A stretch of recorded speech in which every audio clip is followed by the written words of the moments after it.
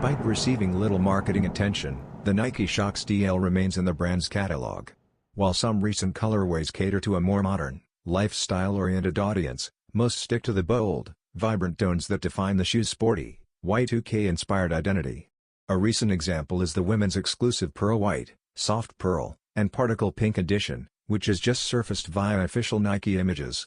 This version features rosy pink accents on the upper that gradually fade into a soft blue gradient along the lower half, offering a serene, summer-ready aesthetic. Adding contrast and structure, the heel is constructed in clean white leather, while the signature Shox cushioning columns underneath come in an off-white shade. The blue hue also reappears in the inner lining, tying the color scheme together. The look is finished off with a light pink outsole that complements the palette.